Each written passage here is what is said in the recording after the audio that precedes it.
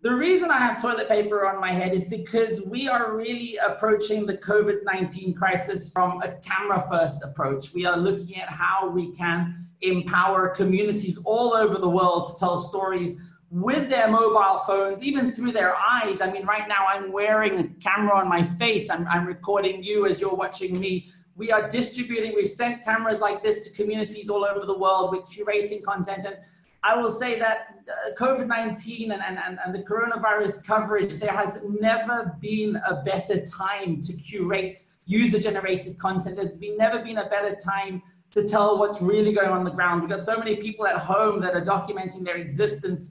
And as journalists, as reporters, as the media, our role really at this stage is to verify, to curate, to make sense of all of that noise and find the incredible voices amongst it.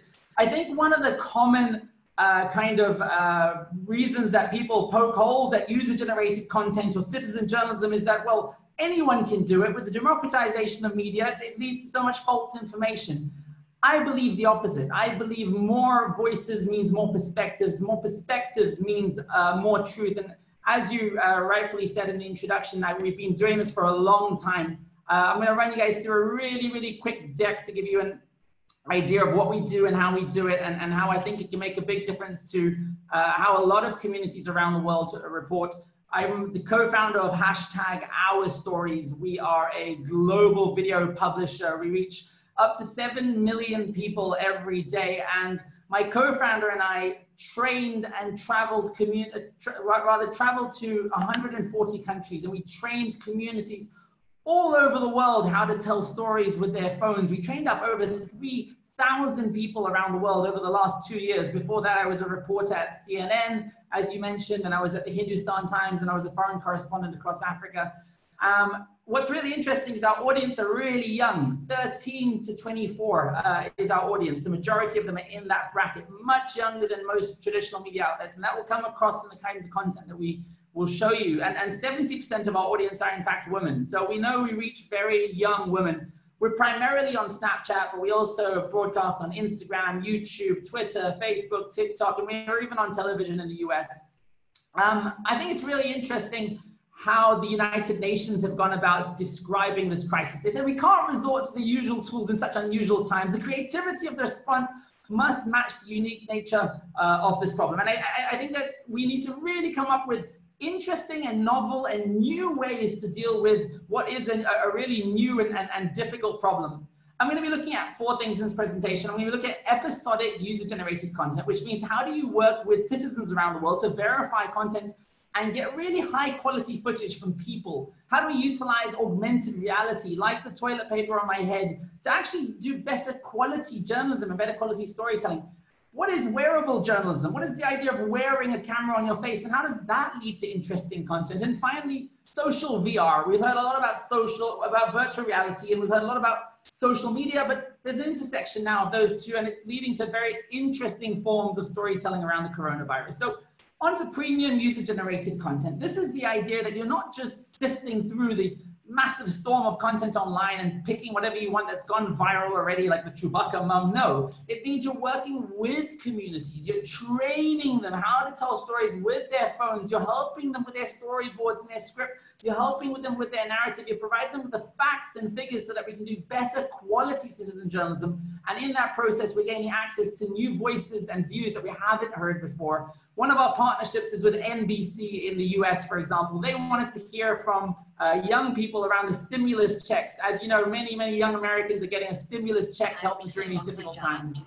COVID-19, I was laid off. Laid off from my job.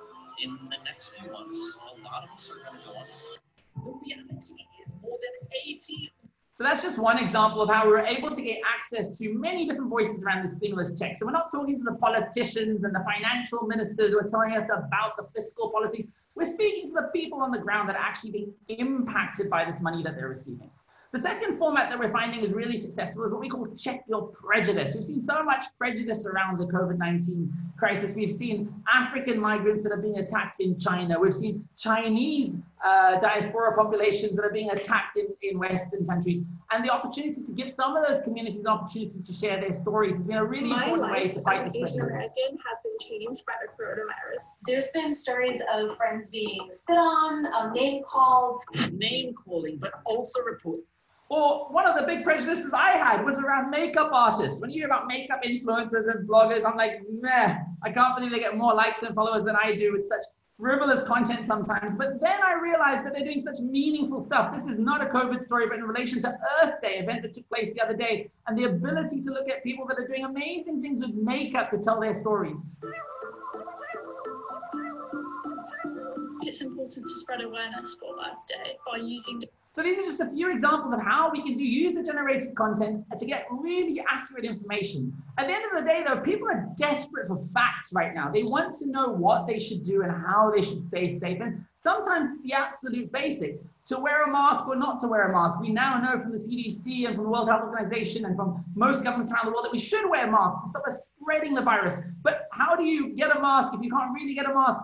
One way to do that is explainer journalism, where you teach somebody how to make a mask, for example. That's how you can make a mask out of a t-shirt. To mask or not to mask, that's been the question. Now it's recommended. Or maybe we hear a lot about soap. My entire life I've been washing my hands with soap, but I never really understood how soap works. So how about a breakdown of why soap is so important to fight coronavirus? Wash those hands. Wash your hands. Wash your hands with soap. That's the advice from the World Health Organization and governments around the world to stop the spread of coronavirus. You've seen the pepper experiment, right? If you take water and put it in a tray or a plate and pepper represents germs. And it'd be pretty hard to separate a little pepper from the water right now. Now, if I didn't, I think. So we've reached a time where people trust people more than brands, and we're reaching this intersection between influencers and journalists, and this opportunity to tell stories in different ways. But some of the best stories actually come from the people themselves, with zero kind of intervention from us besides fact-checking. One of the most successful formats that we found is a survivor format, hearing from survivors. This is a guy named Patrick, who was one of the first diagnosed with COVID-19 in the UK. I had a meeting with a guy on March 2nd. It was a Monday morning. Didn't think anything of it. About 3-hour meeting with the guy. That week was fine. Went about my life. And then on that Friday night, I got quite ill. Flu-type symptoms, fever. Nope. Spoiler alert, that guy ends up getting the coronavirus. Another interesting way of treating this was looking at lockdowns. We're all in lockdowns around the world, but not all lockdowns are the same, are they? I'm here in South Africa where we have the police and the military on the streets. You can't even go for a walk or walk your dog. Your UK lockdown is not a lockdown. I'll show you a real lockdown. We managed to get voices from 16 people around the world around their lockdowns, sharing their perspectives. Almost every country in the and women from each family. Not everywhere. Colombia. Some places you only can get out depending on the numbers of your ID. The world's biggest. And some of those countries are really interesting. Men can go out on one day and women can go out another. AR, and this is one of the major points of my presentation, augmented reality is a really effective way to be able to tell stories around the coronavirus. I'm going to come back to that at the end of my presentation. Wearable journalism. We've been sending out wearable cameras to people all around the world. If you want one of these for free, drop me a message on Instagram, Yusuf Omar SA, or #OurStories. We'll send you a pair of glasses to tell stories through your eyes if you're doing an act of COVID kindness. Social VR is really exciting. We can't travel to Italy right now, but I would love to be in Italy right now to understand the lessons that I could learn from that community. We've been able to interact with communities there many Italians via were going social outside, VR. and I was like, I stay home. Favorite people from. It's me. We've been in lockdown for over a month. It's me, Pat, and the Dyson.